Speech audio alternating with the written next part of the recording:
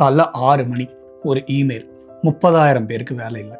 33 வருஷம் அதே கம்பெனியில் வேலை பார்த்தவங்களுக்கும் சரி, வெறும் 3 மாதம் அந்த கம்பெனியில் வேலை பார்த்தவங்களுக்கும் சரி, ஒருத்தருக்கு கூட ஒரு மீட்டிங் இல்லை, வார்னிங் இல்லை. ஆரக்கிள்லேருந்து ஒரு கோல்ட் இமெயில், லே ஆஃப். ஒரு நாளைக்கு முன்னாடி அவங்க எல்லாருக்கும் மாதம் சேலரி இருந்துச்சு, பெனிஃபிட்ஸ் இருந்துச்சு, இன்சூரன்ஸ்னு எல்லாமே இருந்துச்சு.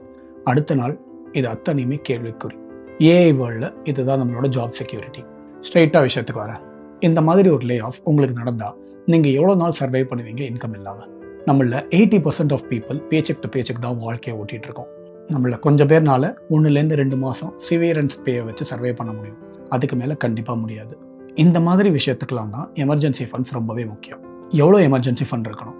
மினிமம் ஒரு 6 மாதத்துக்கான எக்ஸ்பென்சஸ், இல்லை உங்களுக்கு இஎம்ஐ ஃபேமிலி பெருசாக இருந்தால் 9 to 12 months இருக்கிறது ரொம்பவே ஐடியல்.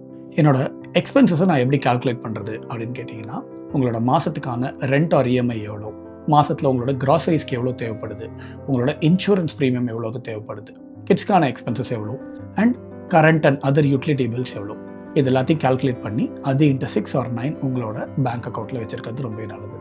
உங்களோட லிக்விட் ஃபண்ட்ஸை எங்கே பார்க் பண்ணி வைக்கலாம்? ஏதர் உங்களோட பேங்க் சேவிங்ஸ் அக்கௌண்ட்டில், இல்லை ஒரு லிக்விட் ஃபண்ட்ஸில். கண்டிப்பாக ஸ்டாக்ஸ் ஆர் கிரிப்டோவில் வச்சுக்கவே கூடாது.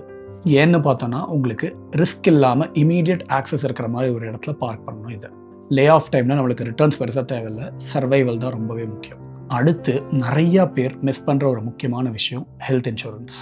ஊரில் நிறையா பேர் பண்ணுற பெரிய மிஸ்டேக் எனக்கு தெரியுமா? எனக்கு கம்பெனி இன்சூரன்ஸ் இருக்குது, அதனால் பர்சனல் இன்சூரன்ஸ் தேவையில்லைன்னு சொல்கிறாங்க. ஜாப் போச்சுன்னா அடுத்த நாளே உங்களோட இன்சூரன்ஸும் போயிடும். வீட்டில் அந்த டைமில் உடம்பு யாருக்காவது சரியில்லாமல் போச்சுனாலும், இல்லை ட்ரீட்மெண்ட் பார்க்கணுன்னாலும் உங்களோட எமர்ஜென்சி ஃபண்டில் கை வைப்பீங்க, அதுவும் மொத்தமாக போயிடும்.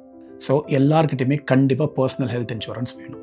முடிஞ்ச அளவுக்கு ஒரு 10 to 15 லட்ச ரூபா வரைக்கும் மினிமம் கவரேஜ் இருக்கிற மாதிரி பார்த்துக்கோங்க. முடிஞ்சால் அதை ஃபேமிலி ஃப்ளோட்டராக ஏற்றிக்கோங்க.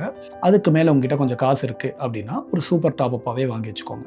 வேலை போன அப்புறம் வாங்கிக்கிறேன்னு நினச்சிங்கன்னா நிறையா பேருக்கு அம்மா அப்பாவுக்கு உடம்பு சரியில்லாமல் இருக்கும், அதுக்கான வெயிட்டிங் பீரியட்ஸ் ரொம்பவே அதிகமாக இருக்கும். ஸோ கண்டிப்பாக அதை செய்யாதீங்க, இன்றைக்கே போய் வாங்குங்க. Job loss plus medical emergency தான் இருக்கிறதே வேர்ஸ்ட் காம்பினேஷன். அதுக்காக தயவு செஞ்சு உங்களோட எமர்ஜென்சி ஃபண்டை லோட் பண்ணி வச்சுக்கோங்க, உங்களோட பர்சனல் இன்சூரன்ஸ் எடுத்து வச்சுக்கோங்க. அந்த 6 மணி கோல்ட் இமெயில் நம்மளால் கண்ட்ரோல் பண்ண முடியாது. ஆனால் இந்த ரெண்டுத்தையும் செஞ்சோன்னா அந்த கோல்ட் இமெயில் நம்மளுக்கு வந்துச்சுன்னா கூட நம்ம அதில் ரொம்ப டென்ஷன் ஆகாமல் டைம் எடுத்து கொஞ்சம் பொறுமையாக வேலை தேட முடியும். இந்த டிப்ஸ் அண்ட் ட்ரிக்ஸ் உங்களுக்கு யூஸ்ஃபுல்லாக இருந்தால் இந்த வீடியோவை உங்கள் ஃப்ரெண்ட்ஸ் அண்ட் ஃபேமிலிக்கு ஷேர் பண்ணுங்கள். இது கண்டிப்பாக நிறைய பேருக்கு ஹெல்ப் ஆகும். ஃபாலோ பண்ணிக்கோங்க ஃபார் நிறைய ஃபினான்ஸ் ரிலேட்டட் இன்ஃபர்மேஷனுக்காக.